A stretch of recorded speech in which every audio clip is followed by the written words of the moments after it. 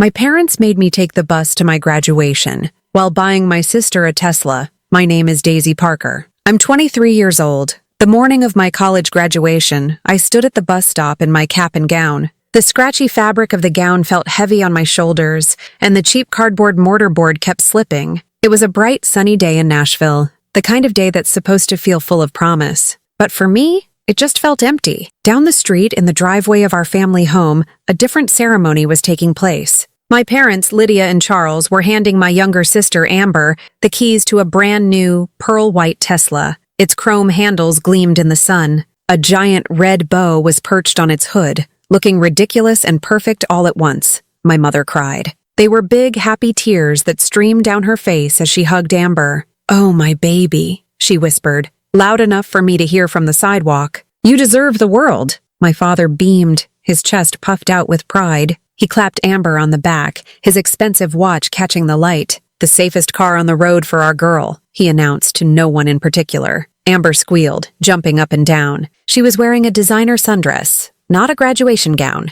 Her senior year of high school had just ended. Mine, the one I'd worked 3 jobs to get through, was culminating in a ceremony a 45-minute bus ride away. No one even asked how I was getting there. No one looked my way. I was a ghost in a black gown, watching a perfect family portrait being painted without me in it. The city bus hissed to a stop in front of me. The doors folded open with a tired sigh. I climbed the steps, paid my fare with a crumpled dollar bill, and found a seat by a smudged window. As the bus pulled away from the curb, I looked back. My family was still gathered around the Tesla, laughing and taking pictures. They didn't see me go. That bus ride became the quiet beginning of everything. The sticky vinyl seat, the rumble of the engine, the faces of strangers. It all felt more real than the family I had just left behind. I stared out the window, watching the city blur past, and I made a promise to myself. It wasn't loud or angry. It was a cold, hard, and silent vow. This feeling, this invisibility, would end. Their favoritism would no longer define me. And one day, I swore, they would drive miles and miles, in whatever fancy car they owned, just to see my name on a billboard they never believed I'd earn. And before I tell you how everything flipped, like and subscribe and drop a comment to let me know where you're watching from. Growing up in our Nashville home was like living in a perfectly curated museum where my sister was the main exhibit and I was the placard on the wall no one bothered to read. The house itself was beautiful, a sprawling colonial with black shutters and a porch swing where my mother and Amber would often sit in the evenings, their laughter drifting through the open windows. Inside, the walls were a gallery of Amber's life. Amber's first steps, Amber's first toothy grin, Amber on the shoulders of my father at a Titans game, Amber in a tiara as homecoming princess. The one photo of me on the mantle was a small 5x7 frame tucked behind a much larger portrait of Amber on horseback. In it, I was about 7, wearing a plain yellow dress, standing slightly to the side. It was a metaphor I understood long before I had the words for it. My father, Charles Parker, was a man who measured the world in square footage and return on investment. He was a successful real estate developer, and he applied the principles of his business to his family. Amber was a prime piece of real estate, a beachfront property with endless potential for appreciation. She was beautiful, charming, and effortlessly social, all qualities he valued. He would invest in her endlessly, the best dance lessons, a private tennis coach, a wardrobe of clothes that cost more than my textbooks for an entire semester of college. His affection was a transaction. He would give her the world, and in return, she would be the sparkling, successful daughter who reflected well on him. When he came home from work, his first question was always, "Where's my princess?" I, on the other hand, was a sensible, low-maintenance property. Reliable, sturdy, but ultimately lacking in curb appeal. I was quiet where Amber was bubbly, studious where she was social. My father saw my self-sufficiency not as a strength, but as a sign that I required no investment. My good grades were expected, like a building being up to code. My achievements were simply the fulfillment of a baseline requirement, unworthy of celebration. I remember one dinner when I was 15. I had just been accepted into a prestigious summer science program at Vanderbilt University. I waited for a lull in the conversation, my heart thumping nervously. "I got into the Vanderbilt program," I announced, trying to sound casual. My father looked up from his steak. "The science thing? Good. That'll look solid on a college application." He then turned to Amber. "Now, tell me again about the theme for the spring formal. Your mother and I were thinking a new dress is in order." The conversation shifted, and my news was left behind, a small, discarded thing. My mother, Lydia, dealt in a different currency, emotional energy, and she was perpetually overdrawn when it came to me. Amber was her life's work. She managed Amber's social calendar like a CEO, spent hours helping her with school projects, often doing most of the work herself, and served as her confidant, therapist, and best friend. Their bond was a fortress, and I was on the outside. My attempts to connect with her were usually met with a gentle but firm redirection. I remember one Saturday, I found her in the garden tending to her roses. I wanted to tell her about a book I was reading, to share something of my inner world with her. "Mom?"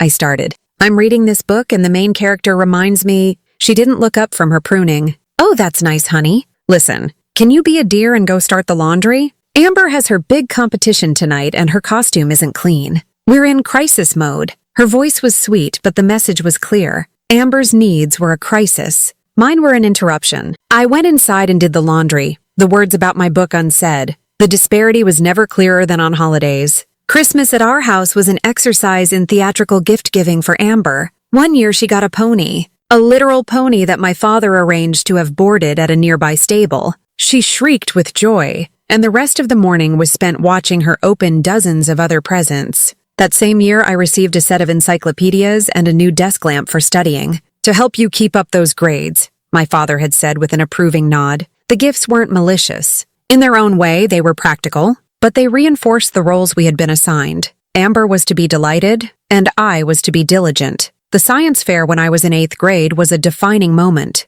I had worked on my project, a solar-powered water desalinator, for 3 solid months. I spent weekends in the garage, soldering wires and calibrating tubes. I had burned my fingers, stayed up late reading physics textbooks, and poured my entire being into it. When they announced my name for first place in the state, I felt a surge of pride so powerful it made me dizzy. I walked home with a giant trophy, replaying the moment in my head, convinced this would be the thing that finally made them see me. I found them in the living room, helping Amber memorize lines for a school play. She had a minor role with 3 lines. I held up the trophy. "I won," I said, my voice filled with a joy I couldn't contain. My mother smiled faintly. "Oh, Daisy, that's fantastic. Now please be quiet for a moment. Amber is trying to concentrate." My father glanced at the trophy. "State level? Impressive. Charles Parker's daughter, the scientist." He said it with a strange detachment, as if reading a headline about a stranger. There was no hug,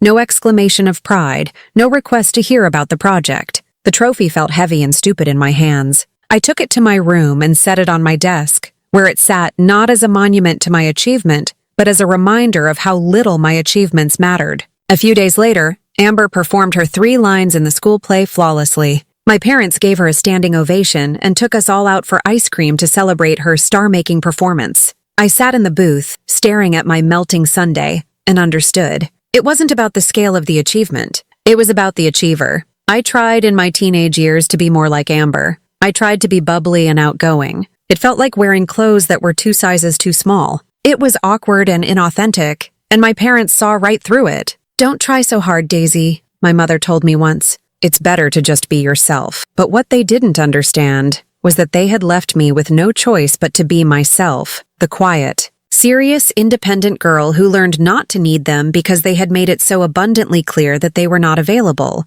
This self-reliance wasn't a personality trait, it was a scar.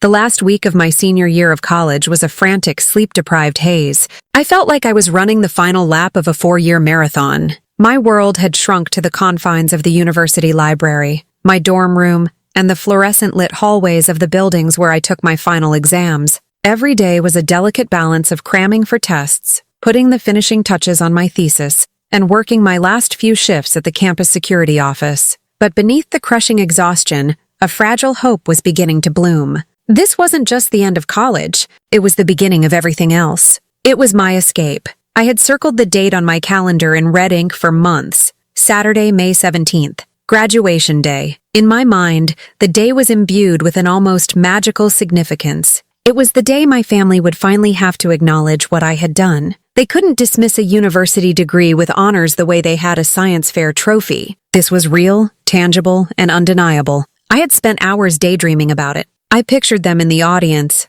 my father looking stern but secretly proud, my mother dabbing her eyes with a handkerchief. I imagined us going out to a fancy lunch afterward, The kind of celebratory meal we only ever had for Amber. I imagined raising a glass of champagne and giving a small, graceful speech. And for once, having everyone at the table listen. This fantasy was so vivid, so detailed, that it felt like a memory of something that had already happened. It was this vision that kept me going through the endless nights and the grueling exams. The night before my last final, I took a break from studying and walked to a small boutique near campus. I used the last $70 in my bank account to buy a simple, elegant blue sheath dress to wear under my gown. Holding it up in my dorm room, it felt like more than just a dress. It was a symbol of the person I was about to become, a capable, successful woman whose family was proud of her. The day I finished my last exam, I walked out of the lecture hall into the bright May sunshine and felt a wave of pure relief. I had done it. It was over.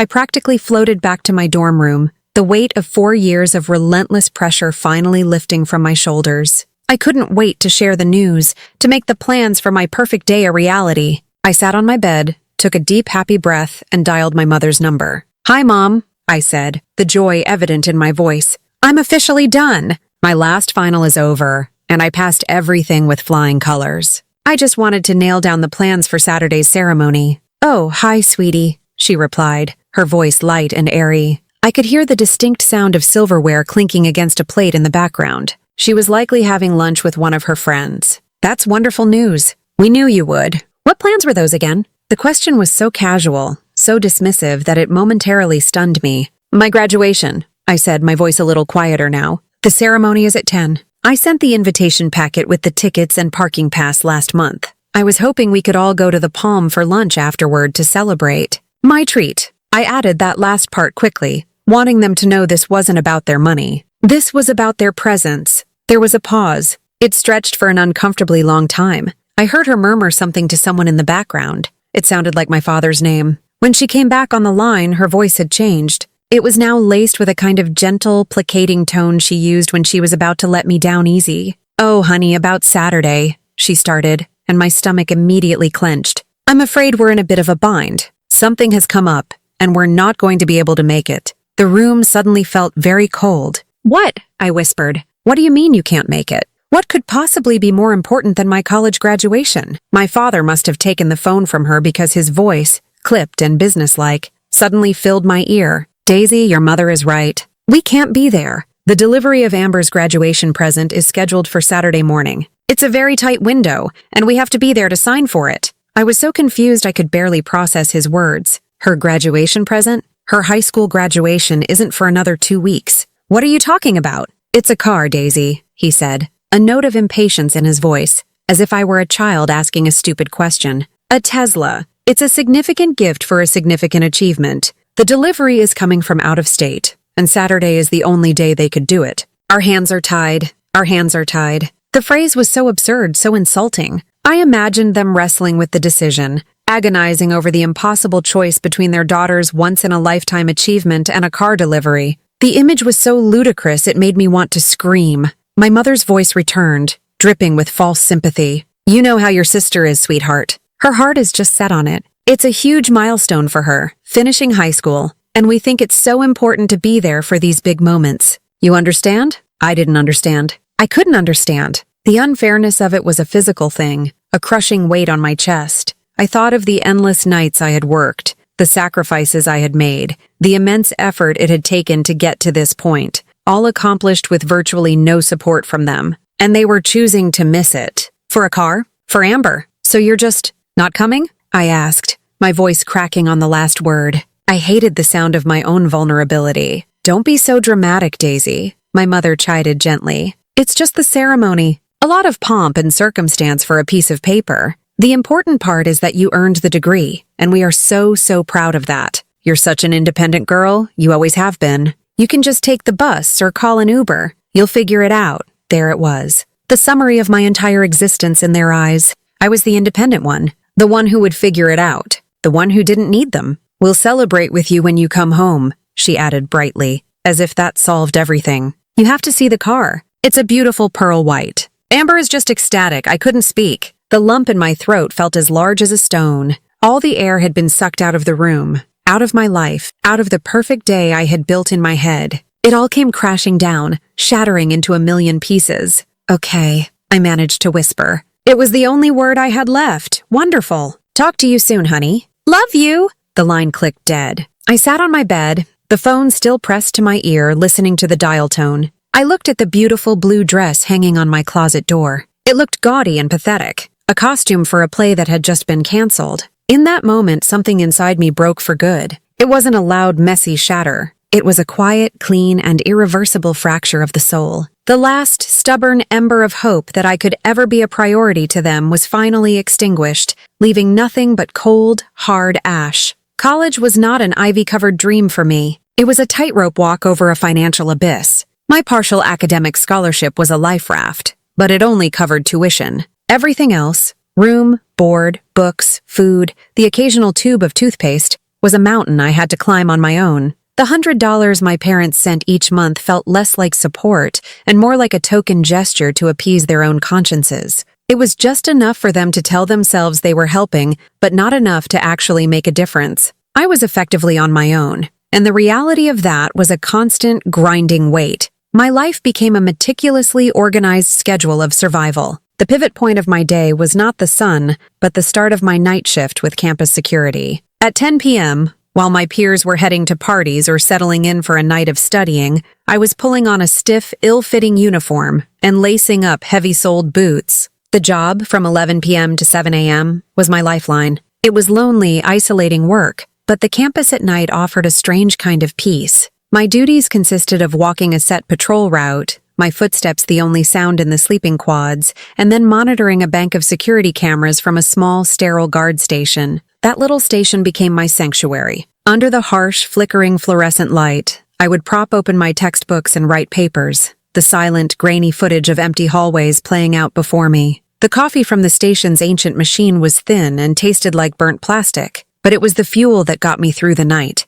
When my shift ended at sunrise, I would trudge back to my dorm, feeling like a ghost re-entering the world of the living. I'd catch 2 or 3 hours of broken sleep before my 10 a.m. class. I walked through my days in a perpetual fog of exhaustion. I perfected the art of looking attentive in lectures while my brain was screaming for sleep. More than once, I jerked awake to find my professor looking at me with a mixture of pity and annoyance, a line of ink from my pen trailing across my cheek where my head had rested on my notebook. After classes, my day wasn't over. I would take a bus downtown to my unpaid internship. It was a small, perpetually struggling marketing firm called Henderson Associates. My official title was intern, which was a euphemism for free labor. I made coffee, ran errands, answered phones, and organized files. The office was small and cluttered, but to me, it was a glimpse into the future I was fighting for. I did the grunt work with a smile, but my real work was observing. I listened to how Mr. Henderson pitched clients. I studied the campaign briefs left on the printer. I stayed late, long after everyone else had gone home, to teach myself Photoshop and web design on the office computers, using online tutorials. I was a sponge, determined to absorb every drop of knowledge, because I knew this experience was more valuable than any grade. This relentless schedule left no room for a life. Friendships withered from my constant refusal to go out. "I have to work," became my mantra, a phrase that built a wall around me. The isolation was profound. My only window into the world of a normal college student was through social media, and more specifically, through Amber's feed. It was a constant, painful stream of the life I wasn't living. I'd be eating a crushed protein bar for dinner at 3 a.m. in the guard station, my eyes burning with fatigue, and I'd scroll through photos of her at a sorority formal, looking radiant in an expensive dress. I'd be trying to fix a hole in my only pair of sneakers with duct tape, and a picture would pop up of her on a ski trip in Aspen, captioned, "Best vacay ever. THX mom and dad." The contrast wasn't just about money. It was about ease. Her life was effortless, a smooth, paved highway. Mine was a grueling uphill climb on a rocky, unmarked trail. The injustice of it all settled deep inside me, not as a loud, explosive anger, but as a cold, dense knot of resentment. It was a quiet, internal fire that I learned to stoke, using it as fuel. Every picture she posted, every story of her carefree existence, became another log on that fire. It hardened me, sharpened my focus. There were moments when the weight of it all became too much. I remember one particularly brutal week of midterms. I had worked a double shift to cover for a sick coworker, studied for 48 hours straight, and lived on nothing but vending machine coffee and crackers. My last exam was in calculus, a subject I had to fight for every point in. I walked out of the exam hall knowing I had failed. The numbers had just blurred on the page. I went back to my empty dorm room, sat on the floor, and for the first time in years, I cried. I cried out of sheer soul-crushing exhaustion. I cried for the girl who was trying so hard and still coming up short. The thought of giving up, of calling my parents and admitting defeat, was an overwhelming temptation. But as I sat there, surrounded by my textbooks and my worn-out clothes, the image of Amber's smiling face on that yacht in Cabo flashed in my mind. Then, the memory of my mother's voice on the phone, telling me to figure it out. The tears stopped. The cold, hard resolve returned, stronger than before. Failure was not an option. Quitting was not an option, because I had no safety net. There was no one to catch me, no one to offer a soft place to land. It was just me. And in that moment of utter despair, I made a new promise to myself. This struggle would not break me. It would be the forge that made me. All this pain, all this loneliness, all this work, it would be the foundation of the life I was going to build. A life so solid and so successful that they would never be able to ignore it again. The internship at Henderson Associates was my real education. Mr. Henderson was a gruff, overworked man in his late 50s who seemed to be perpetually stressed, but he had a good heart and a sharp mind. He saw that I wasn't a typical intern just looking to pad a resume. He saw my hunger. While other interns would watch the clock, I would ask for more work. I'd organize old files, rewrite website copy for practice, and leave detailed memos on his desk with ideas for his existing clients. Most of the time, he'd just grunt in acknowledgement, but occasionally he'd look at me over the top of his reading glasses and say, "Not bad, Parker. Not bad at all." Coming from him, it was high praise. My turning point came on a dreary, rain-soaked Wednesday. A major client, a local car dealership, had just fired the firm, taking a huge chunk of their revenue with them. The mood in the office was funereal. Mr. Henderson, looking more defeated than I had ever seen him, came out of his office and dropped a heavy, dust-covered accordion file on my desk with a thud. "Here," he said, his voice flat. "This is a graveyard. Dead leads from the last 10 years. Small businesses we couldn't sign, or who couldn't afford us. Go through it. Make a spreadsheet. I don't care. Just find something to do." He meant it as busy work, a way to keep me out of the way while the real employees mourned. But as I wiped the dust off the cover and opened the first flap, I felt a jolt of excitement. This wasn't a graveyard. It was a treasure map. The files were filled with the stories of Nashville's forgotten entrepreneurs. There was a woman named Jean who ran a small bakery called The Rolling Pin. Her file contained a handwritten letter explaining her passion for her grandmother's recipes, along with a blurry, poorly lit photo of her storefront. There was a man named Sal who owned a third-generation auto repair shop. His file had testimonials from loyal customers praising his honesty, but his business was losing ground to the big chains. There was a tailor, a bookseller, a luthier who made beautiful custom guitars. I spent the next 2 weeks immersed in their worlds. I didn't just make a spreadsheet. I created a profile for each one. I looked them up online and found their broken websites and their empty social media pages. They were all brilliant at what they did, but they were invisible to the digital world. They were being outmaneuvered and outspent by larger corporations. The bigger marketing firms, like the one I was interning at, wouldn't touch them. Their budgets were too small, their potential for profit too low. They were being systematically overlooked. As I read their stories, a profound and deeply personal connection formed. I saw myself in their struggle. I was the overlooked daughter. They were the overlooked businesses. We were the underdogs, working in the shadows, our passion and hard work going unseen. The world celebrated the Ambers, the flashy, well-funded, and effortlessly successful. But who was fighting for the Jeans and the Sals? That night I couldn't sleep. The idea arrived not as a gentle spark, but as a bolt of lightning that illuminated everything.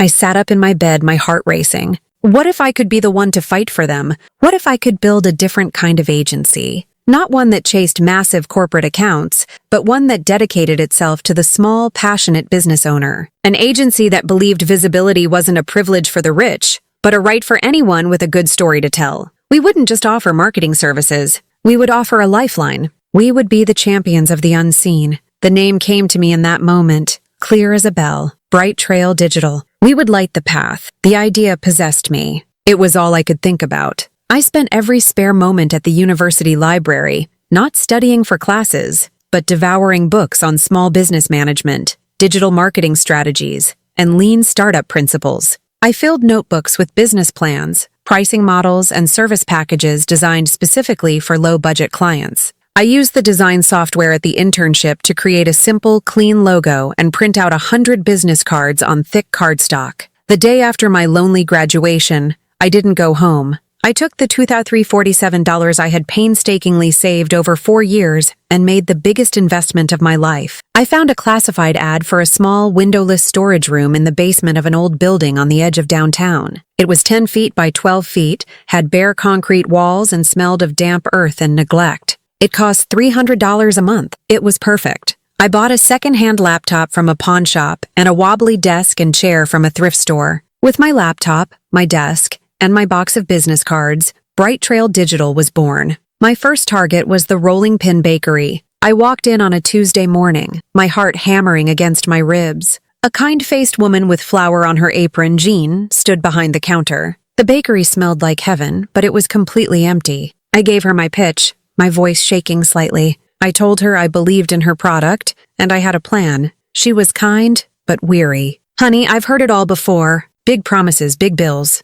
I can't afford it." This was the moment I had rehearsed in my head 100 times. "You don't have to," I said, my voice gaining confidence. "Let me work for you for 1 month for free. I'll build you a new website, I'll run your social media. If you don't see a significant increase in business by the end of the month, you owe me nothing. You can even keep the website." She looked at me, a long, searching look. She saw the desperation and the determination in my eyes. She saw a fellow underdog. "All right, kid," she said with a small smile. "You've got yourself a deal." That month was a blur of frantic work. I spent days at her bakery, taking beautiful, high-resolution photos of her pastries. I interviewed her, learning her story, her grandmother's journey, the passion behind every recipe. I built her a warm, inviting website that told that story. I started an Instagram page filled with a mouth-watering gallery of her creations. I ran a small, hyper-targeted Facebook ad campaign aimed at people within a 5-mile radius of her shop. The change was staggering. The next Saturday, a line formed outside her door for the first time in years. People came in holding up their phones, asking for the cinnamon roll they had seen on Instagram. By the end of the month, her revenue had quadrupled. She met me in my tiny basement office with tears in her eyes and handed me a check for double what we had agreed upon. That check was the first dollar I had ever truly earned. It was proof. My idea wasn't just a dream born from my own pain. It was a viable business that could change people's lives. The success of the rolling pin became my blueprint and my best advertisement. John, eternally grateful, became my most vocal evangelist. She told Sal at the auto shop, who told the tailor, who told the bookseller. My client list grew organically, one overlooked business at a time. I was no longer just the girl in the basement. I was the secret weapon of Nashville's small business community. My days were a blur of 16 to 18-hour stretches. I was the CEO, the creative director, the account manager, and the janitor. I met with new clients, built websites, designed social media campaigns, wrote ad copy, and at the end of the day, I swept the concrete floor of my tiny office. The work was bone-crushing, but for the first time in my life, I felt a sense of purpose that was intoxicating. I wasn't just building a company, I was building a community. After a year, the basement could no longer contain my ambition. I had a waiting list of clients and a small, growing profit margin. It was time to expand. I took a massive leap of faith and leased a real office space in a renovated warehouse in the Gulch, a trendy, up-and-coming neighborhood. The space was beautiful, with high ceilings, exposed brick, and massive windows that flooded the rooms with natural light. The monthly rent was more than my entire life savings had been a year prior. Signing the lease was the scariest and most exhilarating moment of my life. With a real office, I could hire a real team. My first hire was Sarah, a brilliant graphic designer I found through a freelance website. She had a keen eye and a sarcastic wit that kept me grounded. Next came Ben, a quiet, thoughtful writer who could turn a company's history into a compelling narrative. One by one, I built my team. I wasn't just looking for skilled people. I was looking for fighters. I hired people who had been underestimated, who had something to prove. Our office culture became an extension of our mission. We were a team of underdogs fighting for other underdogs. The energy was electric. We worked tirelessly, fueled by cheap pizza, gallons of coffee, and a shared belief that our work mattered. Our big break came from an unexpected place. A small local tech startup with a revolutionary new app approached us. They had been rejected by every big agency in town. They were seen as too small, too niche. But I saw their passion and the brilliance of their product. I took them on for a fraction of our usual fee, making a bet on their potential. We poured everything we had into their launch. Ben crafted a powerful story about the founders, and Sarah created a stunning visual identity. We launched a guerrilla marketing campaign that was authentic, clever, and deeply connected to the Nashville community. It went viral. The app skyrocketed to the top of the charts. 6 months later, the startup was acquired by a Silicon Valley giant in a multi-million-dollar deal. In every interview, the founders credited Bright Trail Digital as the catalyst for their success. Overnight, we were no longer just a local agency. The phone started ringing with calls from Atlanta, from Charlotte, from beyond. National brands wanted to know who we were and how we had done it. My life changed. I was featured in Forbes Nashville under the headline, The Underdog Champion. I started getting invitations to speak at business conferences. I was 24 years old and the CEO of a multi-million-dollar company. It was during this period of explosive growth that I had a moment of jarring self-awareness. I was sitting on the city bus, heading to a high-stakes meeting with a potential new client, when I looked out the window and saw one of our ads on the side of another bus. And I realized I was still taking the bus to my multi-million-dollar company. The irony was so thick I could taste it. That evening, I walked into a car dealership. My eyes scanned the showroom, past the gleaming sports cars and luxury sedans. In a prominent spot near the front was a pearl-white Tesla, almost identical to Amber's. A wave of nausea rolled over me. I turned and walked out of the main showroom to the used car lot. There, in a back row, I found it. A 3-year-old Jeep Wrangler. It was dark green, with a few minor scratches on the fender and slightly muddy tires. It wasn't sleek or sophisticated. It was rugged, capable, and unpretentious. It felt like me. I walked inside and found a salesman. "I'll take the Jeep," I said. "And I'll be paying in cash." The look on his face was one I would treasure. Driving that Jeep off the lot was a profound experience. It wasn't the thrill of a new toy. It was the quiet, solid feeling of self-reliance made manifest. This vehicle wasn't a gift, a prize for being the favorite. It was 3,000 pounds of steel and rubber that I had earned through my own blood, sweat, and tears. I gripped the steering wheel, turned up the radio, and drove through the streets of the city that was now my own. Every mile was a victory. This modest second-hand Jeep held more freedom, more power, and more dignity than 1,000 brand-new Teslas ever could. The ultimate validation came a year later. A prestigious venture capital firm from New York flew me out for a meeting. They had been tracking our growth and were impressed by our unique market position and our incredible client loyalty. They wanted to invest, to help me take Bright Trail nationwide. I spent a week in a whirlwind of meetings, sitting in intimidating glass-walled boardrooms across from titans of industry. They grilled me on my financials, my growth strategy, my leadership philosophy. I wasn't intimidated. I thought of the lonely nights in the guard station, of the taste of desperation and stale crackers. These men in their $1,000 suits couldn't scare me. I negotiated hard, not just for the money, but for the soul of my company. I ensured we would retain creative control and that our mission to serve smaller clients would be protected. On the final day, they made their offer. They wanted to partner with me, valuing Bright Trail Digital at $25 million.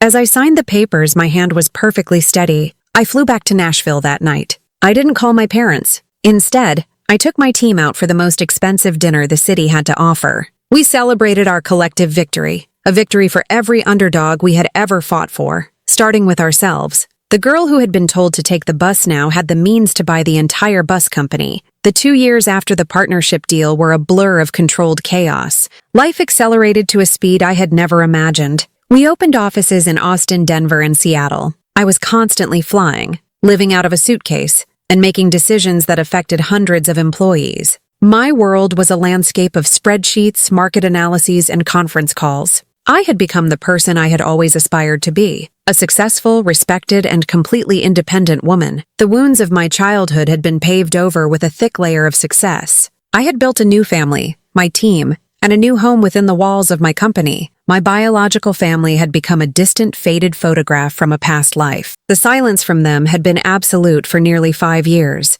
and I had interpreted it as a mutual, unspoken agreement to let the past lie. I preferred it that way. The call came on an ordinary Tuesday afternoon. I was in a high-level strategy session in our Nashville headquarters, brainstorming a Super Bowl commercial for a major new client. The energy in the room was palpable, a mix of creative tension and exhilarating possibility. My phone, set on the polished boardroom table, vibrated. I had a strict rule about not taking calls during these meetings, but for some reason, I glanced at the screen. A single word glowed there: Mom. Time seemed to slow down. The vibrant discussion around me faded into a muffled hum. My heart didn't just jolt. It seized, a painful, violent contraction in my chest. It felt like a ghost had reached out from the past and squeezed. I stared at the name, and a chaotic slideshow of memories flashed through my mind. Her dismissive smiles, her back turned to me in the kitchen, her cheerful voice on the phone telling me she couldn't make it. The old, familiar sting of rejection was so potent, so immediate,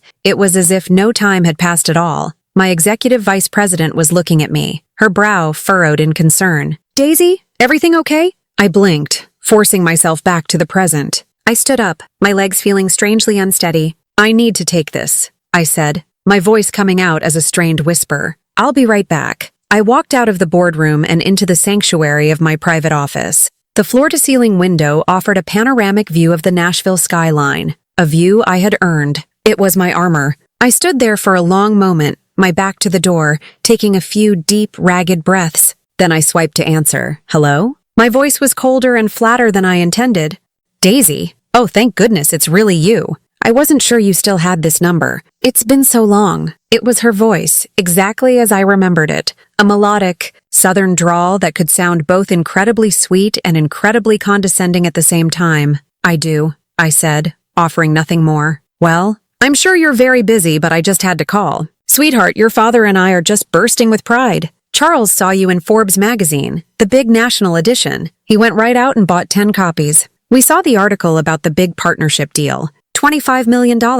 I just sat at the kitchen table and cried happy tears. To think of our little girl, a big CEO, our little girl. The phrase was a lie, a revision of history so blatant it was breathtaking. I was never their little girl. I was their other daughter, their afterthought. The silence on my end of the line was heavy and deliberate. I wanted her to feel it. I wanted her to squirm in it, but my mother was a master of ignoring uncomfortable silences. "Anyway," she barreled on, her cheerful tone unwavering, "we were just saying that it has been far, far too long. We would love, absolutely love, to come visit and see your new office. We want to hear all about your incredible success. We could drive up this weekend, maybe take you to dinner." The request was so audacious, so completely devoid of self-awareness, that for a moment I was speechless. After 5 years of nothing, no calls, no texts, no apologies, they wanted to just reappear and bask in the glow of my success. They weren't interested in me. They were interested in my new, shiny life. It was so transparent it was almost pathetic. A cold, calculating part of my brain took over. I wanted to see this through. I wanted to see exactly what they wanted. "This weekend is booked," I said, my voice like ice. "Next Wednesday at 2 p.m., I have a 1-hour window." I was treating her like any other business appointment. "Oh, well, Wednesday it is. That sounds wonderful. We'll finally get to have a proper family reunion. We are so excited, sweetheart. We'll see you then." She hung up, leaving me in a stunned, ringing silence. The next week was a torment of anticipation. I was on edge, irritable with my staff and unable to focus. On Wednesday, at precisely 1:55 p.m., I stood at my office window and watched them arrive. My father was behind the wheel of a new, obscenely large black Cadillac Escalade. Following it like a loyal, gleaming puppy was Amber's pearl-white Tesla. It looked exactly the same, a pristine symbol of their priorities. I had my assistant greet them in the lobby and bring them up. When they stepped out of the elevator, I was standing there, a calm, neutral expression on my face. My mother rushed forward, enveloping me in a cloud of Chanel No. 5 and a hug that was all air and no contact. "Oh, Daisy, just look at you, so chic. And this office! It's even more beautiful than in the magazine pictures." My father was more reserved. He shook my hand, his grip firm, his eyes sweeping across the space, taking in the expensive art on the walls and the number of employees, making a silent calculation. "You've done well, Daisy," he said. It was a statement of fact, not a compliment. Amber, now a young woman, looked listless and unimpressed. She was texting, barely looking up as she offered a mumbled, "Hey." I gave them the grand tour, my voice polished and professional. I showed them the creative suites, the bustling open-plan workspace, the break room with its gourmet coffee bar. I introduced them to my senior staff. They smiled and nodded, but I could see in their eyes that they didn't grasp it. They saw the surface, the success, the money, but they had no concept of the foundation of relentless work and painful sacrifice that lay beneath it. We concluded the tour in my corner office. My mother oohed and awed at the view. My father examined the quality of my desk. And then, my mother, with a smile that was both dazzling and predatory, delivered the line I had been waiting for. You know, Daisy, seeing all this, it's just so inspiring. And your sister Amber, she's so creative, just like you. She has this brilliant idea to start her own online fashion boutique. She has the vision, but she just needs a little push, a little guidance. She paused, her eyes locking onto mine. We were thinking with all your expertise and resources, you could help her get it off the ground. There it was. The reason for the phone call, for the visit, for the sudden miraculous pride. It wasn't a reunion. It was a business pitch. After all these years, I was still just a resource to be used, a problem to be solved. Only now, the problem was Amber's lack of a career, and I was the solution. The silence that followed my mother's proposal was thick and heavy, charged with 5 years of unspoken resentment. I remained standing by the window, my posture rigid, my expression unreadable. I let them wait. I wanted them to feel the weight of what they were asking, of what they had done. My mother's practiced smile began to twitch at the edges. Amber, for the first time, looked up from her phone, a flicker of petulant expectation in her eyes. It was my father who finally broke the silence, stepping into the role he knew best, the deal-maker. He cleared his throat and took a step forward, adopting a tone that was both paternal and condescending. Daisy, let's be practical about this. Your sister has a genuine talent for fashion. She has curated a brand identity, sourced potential suppliers. What she's lacking is the seed capital and the digital marketing savvy to launch effectively. He gestured expansively at my office, at the city sprawling below us. You have built an incredible machine here. It would be a simple matter for you to lend your resources to your own family. A small investment, a bit of your team's time to build her a website and run some ads. It's the least you could do. The least you could do. The phrase hung in the air, a monument to his own spectacular blindness. I turned my head slowly, not to look at him, but to gaze down at the parking lot 3 stories below. Amber's Tesla was parked in a prime spot, its white paint so bright it almost hurt to look at. It was the centerpiece of the whole scene, the silent, gleaming witness to this entire charade. I could feel the ghost of my 22-year-old self standing beside me, the scratchy graduation gown on her shoulders, a crumpled bus ticket in her hand. My father, mistaking my silence for consideration, pressed his advantage. He walked to my desk and placed a glossy, professionally bound business plan on its surface. We've had this drawn up. The numbers are all there. We're thinking of this as a family venture. You provide the initial investment and the marketing launch, and we'll consider it you returning the favor for all the support we've given you over the years. That was the line, the one that severed the last frayed thread of any familial obligation I might have felt. Returning the favor. The sheer, unmitigated gall of it was almost magnificent. What favor? The favor of my lonely childhood? The favor of their profound and consistent indifference? The favor of being abandoned on the most important day of my academic life for the delivery of that very car sitting in the parking lot? A strange cold calm descended over me. The anger that had been simmering for years didn't boil over. It froze into a solid, sharp point of clarity. I knew with absolute certainty what I had to do. This wasn't about revenge anymore. It was about truth. I turned away from the window and walked slowly, deliberately, toward my desk. I didn't look at them. I looked at the business plan they had placed on my desk, a symbol of their entitlement. I picked it up, felt its weight in my hands, and then placed it to the side. I sat down in my chair, the plush leather sighing under my weight. It felt like a throne. My mother smiled, a quick, triumphant little expression. She thought they had won. I opened the top drawer of my desk and pulled out my personal checkbook, not the company one. This was my money, the money I had earned in spite of them. Their eyes were riveted on my every move. I could feel their collective greed, a palpable, ugly thing in the pristine air of my office. I uncapped my pen. You mentioned returning a favor, I said, my voice quiet but carrying an unnatural weight. To do that properly, I need to know the exact amount of the original investment. So, tell me, Dad, how much was a city bus ticket in Nashville in the spring of 2019? The question landed in the room like a grenade. My father's confident expression dissolved into a mask of pure confusion. What in God's name are you talking about? The bus fare, I repeated, my voice remaining level, almost conversational. I looked up and met his eyes. The fare for the bus you told me to take to my own college graduation. I think it was somewhere around $1.75, but I'm feeling generous, so let's round it up to cover any emotional damages. My mother let out a small, strangled gasp. Amber's jaw literally dropped. My father's face began to cycle through a series of colors, from pale white to a blotchy, furious red. With a hand that was perfectly steady, I wrote the date. I made the check payable to Charles and Lydia Parker. In the amount line, I wrote with clear, precise letters, $1 and 100. Then, in the memo line, the place for explanations, I wrote 2 words, bus fare. I tore the check from the book with a neat, satisfying rip. I stood up, leaned across my desk, and held it out to my father. He stared at my hand, then at the check, as if it were coated in poison. "Take it," I said, my voice no longer quiet. It was hard, cold, and final. "This settles our accounts. This is a full and complete repayment for every bit of support, financial, emotional, and otherwise, that you ever invested in me.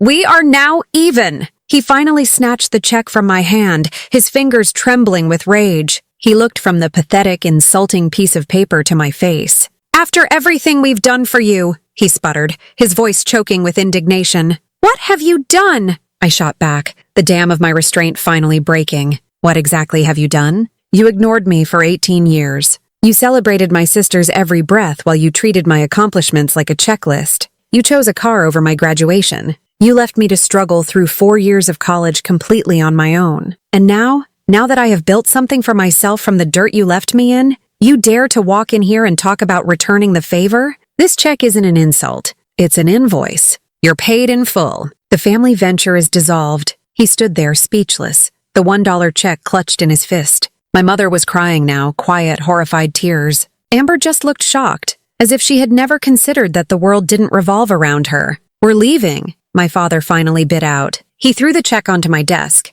It fluttered down like a dead leaf. He grabbed the business plan, turned on his heel, and stormed out of the office without another word. My mother, with one last wounded look at me, scurried after him, pulling a bewildered Amber along with her. I stood there and watched them go. I didn't feel a surge of triumph. I didn't feel joy. I felt a vast. The immediate aftermath of the confrontation was silence. A deep, ringing silence that filled my office, my car, my apartment. For years, my ambition had been a roaring fire, fueled by resentment and a burning need to prove them wrong. Now, after that final explosive confrontation, the fire was out. All that remained was a landscape of cold ash and a hollow, aching emptiness. The victory was Pyrrhic. I had said everything I ever wanted to say. I had won the argument in the most definitive way possible, but the relief I expected never came. The wound was still there. Humiliating them hadn't healed it. It had only shown me its true depth. I had spent so long defining myself in opposition to them that,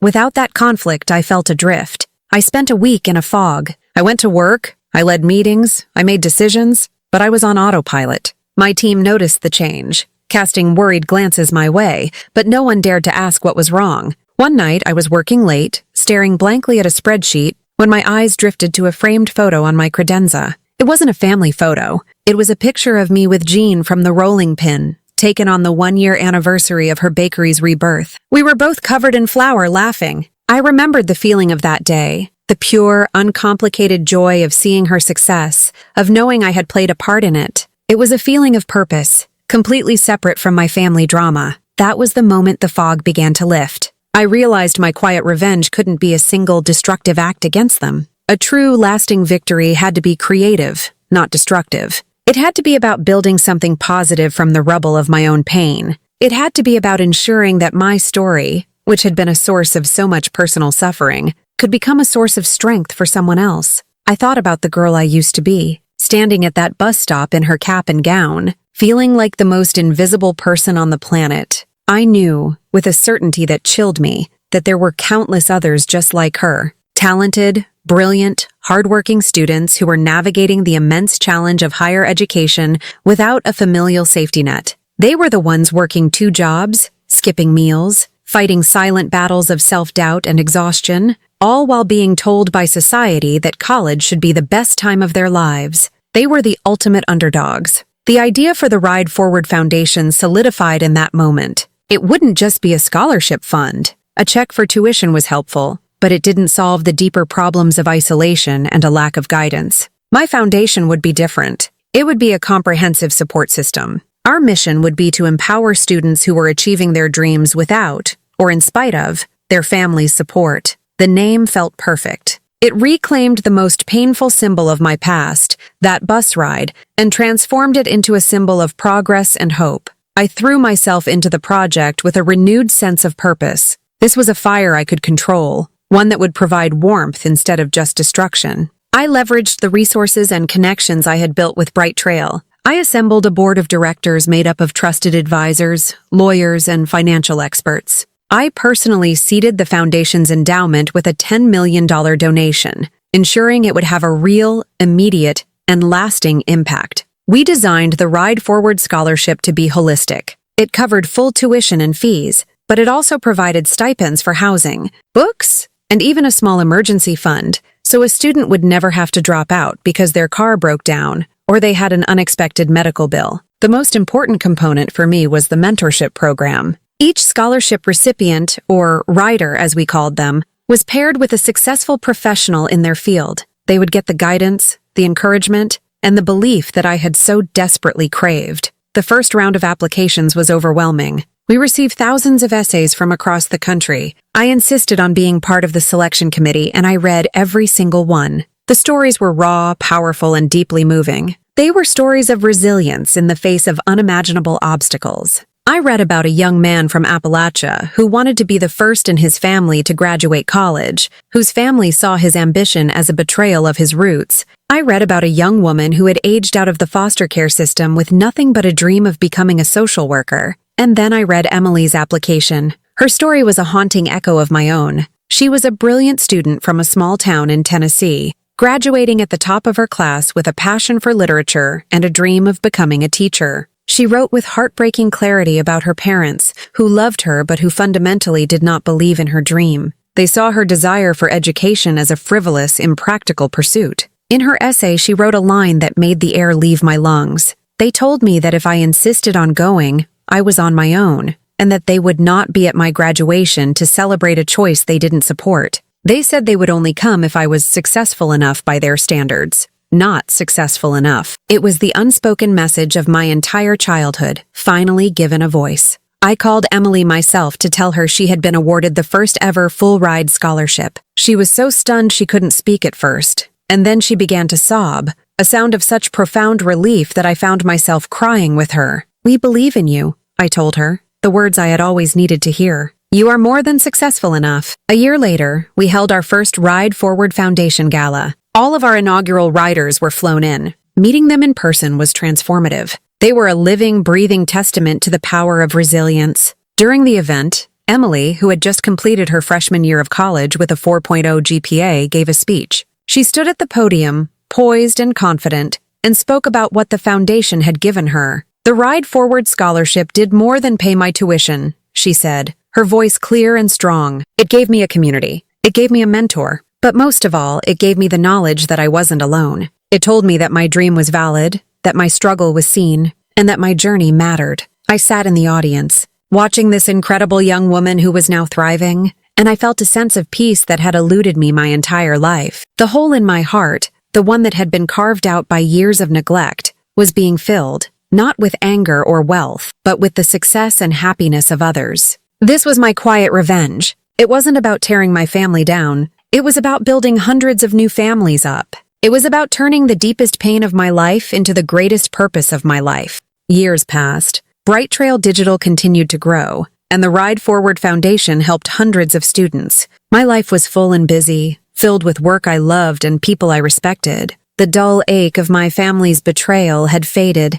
replaced by a quiet strength. One evening, my phone buzzed with a text from an unknown number. I opened it. It was a picture, slightly blurry, taken at dusk. It was a photo of one of my foundation's new billboards on the highway leading into Nashville. The billboard featured a smiling picture of our latest scholarship recipient and the words, "The journey forward starts here, Ride Forward Foundation." Standing just to the side of the billboard, almost out of frame, was my mother. A second text came through from the same number. It was a simple sentence. "We're proud of you, Daisy." There was no apology. There was no acknowledgement of the years of pain. No admission of guilt. It was just a statement. But it was a statement I had spent the first 2 decades of my life desperate to hear. I looked at the photo, at my mother standing beside the legacy I had built from the hurt she had caused. And I felt nothing, no anger, no surge of victory, no desire to text back a list of her failings. The desperate need for her approval was gone. I had proven everything I needed to prove, but more importantly, I had proven it to myself. I typed back a simple reply. "Thank you.